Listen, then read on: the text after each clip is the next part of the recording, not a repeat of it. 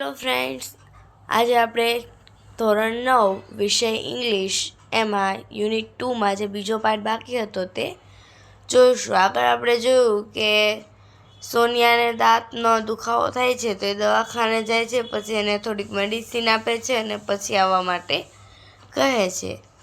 તો અહીંયા જોઈએ, next day Sonia felt better. Next day એટલે કે બીજા દિવસે સોનિયાને સારું લાગે છે. She did not have much pain. She visit a doctor again at fixed time. એને બહુ દુખાવો નથી થતો, એ બીજી વખત ડૉક્ટરને મળવા જાય છે. Doctor Sharma, how are you feeling today young lady? Doctor Sharma કહે છે કે આજે તને કેવો અનુભવ થાય છે?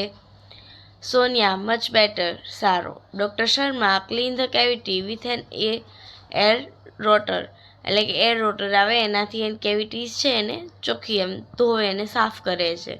Then she fill it with the white substance known as the light cured composite filling material.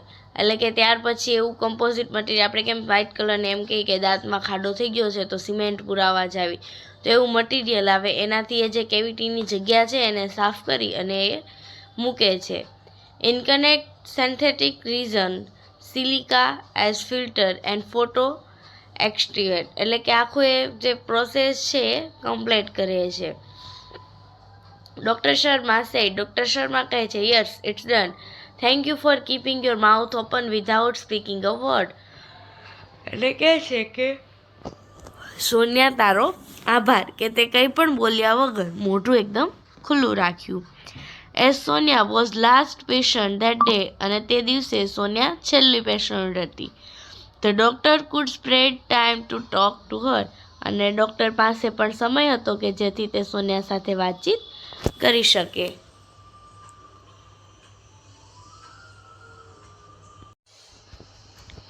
Sonia કહે છે, doctor, would you tell me why I got this cavity? એટલે કહે છે કે ડૉક્ટર, તમે મને કહી શકો છો કે મને આ કેવિટી શા માટે થઈ હતી? ડૉક્ટર શર્મા, વેલ ટેલ મી વન થિંગ. ચાલ મને એક વાત કે, you are found of sweets. તું ખૂબ બધી મીઠાઈઓ ખા છો? સોનિયા કહે છે, યસ આઈ એમ. હા, હું ખાઉં છું. I love eating chocolate and ice cream as well as other sweets. મને ચોકલેટ અને આઈસ્ક્રીમ ખૂબ જ ભાવે છે. Doctor Sharma, and now tell me one more thing. હાલ હવે એક બીજી વાત કે, do you brush your teeth regularly twice a day? તું દિવસમાં 2 વખત બ્રશ કરે છે? Do you clean your mouth after meal and after eating chocolate or ice cream? તું તારું મોઢું સાફ કરે છે ચોકલેટ અને આઈસ્ક્રીમ ખાધા પછી? સોનિયા કહે છે, no doctor, I brush my teeth only in the morning. ના ડૉક્ટર, હું ફક્ત મારા બ્રશને સવારમાં જ સાફ કરું છું. Doctor Sharma, that's the problem. આ જ તો સમસ્યા છે. You are not taking proper care of your teeth. તું તારા દાંતની સારી રીતે સાર સંભાળ લેતી નથી. You must brush your teeth properly twice a day, once in the morning and once before you do go bed. એટલે કે 2 વખત આપણા દાંતને બ્રશ કરવું જોઈએ, એક તો સવારમાં અને બીજું સાંજે સૂતા પહેલાં. What is right way of brush and the teeth doctor? Brush કરવાની સાચી રીત કઈ છે ડૉક્ટર? ડૉક્ટર શર્મા કહે છે, most of people brush there teeth while moving the brush in cider way only. ઘણા બધા લોકો, મોસ્ટ ઓફ ધ પીપલ એટલે કે ઘણા બધા લોકો બ્રશ કઈ રીતે કરે છે તો કે ખાલી સાઈડમાં ઘસીને બ્રશ કરે છે. But right way is to move in upward and downward so that it remove the tiny bits of food stuck between the teeth. આપણે ઉપર નીચે પણ દાંતને અપવર્ડ એન્ડ ડાઉનવર્ડ એટલે કે ઉપર નીચે પણ ઘસીને સાફ કરવા જોઈએ, જેથી શું થાય છે કે ભાઈ દાંત વચ્ચે જે કાંઈ કચરો હોય છે એ સાફ થઈ જાય છે. The gum line should also be brushed with gentle stroke. Gum line એટલે કે પેઢા પણ વ્યવસ્થિત રીતે સાફ કરવા જોઈએ. Not only this, clean your mouth after every meal and every time you eat chocolate and ice cream. ફક્ત ખાલી તું એવું નહીં કે ખાલી ભોજન કરે અને ચોકલેટ ખાય ત્યારે જ તારું મોઢું છે એ સાફ કરવું જોઈએ. Sonia, wood you tell me the reason doctor? ચાલો મને હવે આનું રીઝન કહો. ડૉક્ટર શર્મા કહે છે, cleaning of mouth is first requirement of dental hygiene. દાંતની દેખભાળ રાખવાનું સૌથી પહેલું રીઝન છે કે તમારે દાંતને વ્યવસ્થિત રીતે સાફ કરવા જોઈએ, મોઢું સાફ કરવું જોઈએ. If you do not clean your mouth, the teeny bits of food inside stuck and surface of your teeth and in the space between your teeth. એટલે કે if you don't clean your mouth, જો તમે મોઢું સાફ નથી કરતા, the teeny bit of food એટલે કે નાના જે ખોરાકના કટકા હોય તે, inside stick એટલે કે ચોંટી જાય છે, સરફેસ એટલે ઉપર, યોર ટીથ એટલે કે તમારા દાંતની ઉપરની પરત હોય ત્યાં એ નાના જે ખોરાકના કણો છે એ ચોંટી જાય છે અને બે દાંતની વચ્ચે જગ્યા હોય તો ત્યાં પણ ચોંટી જાય છે.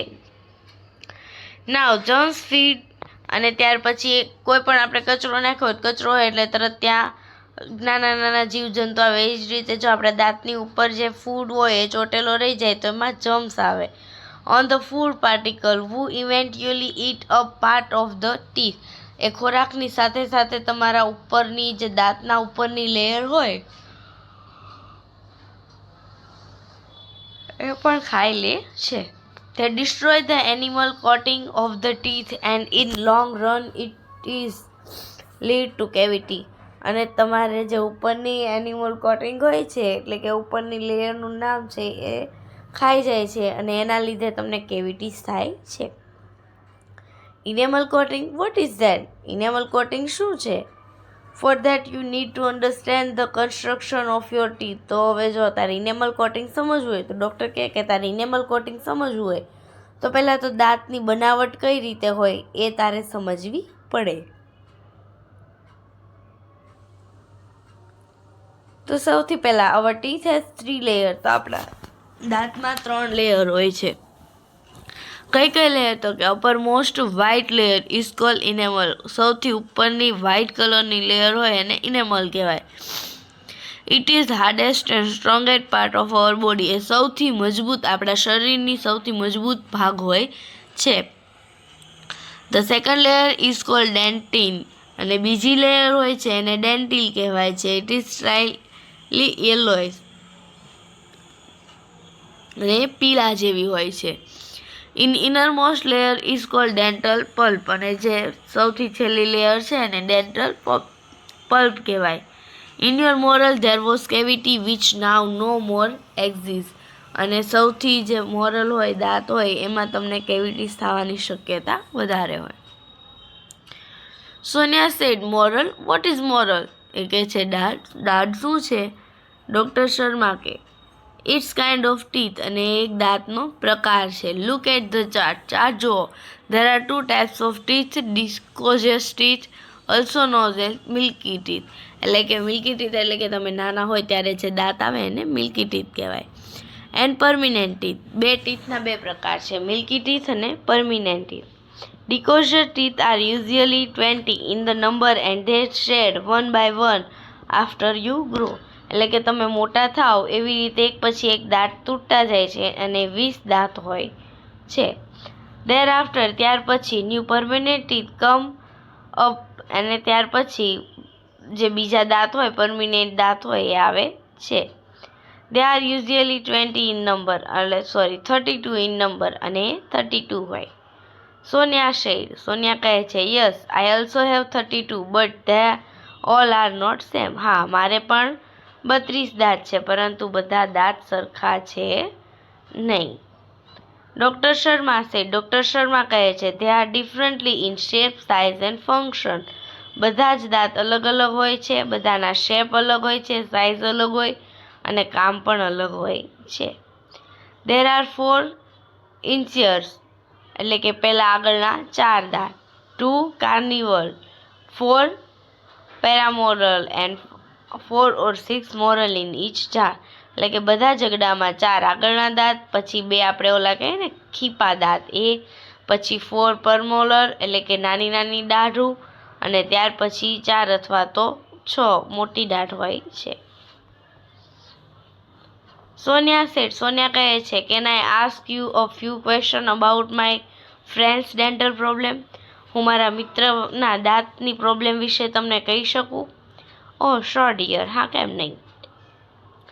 પૂજા, one of my classmate slipped off the staircase and she has some fracture teeth.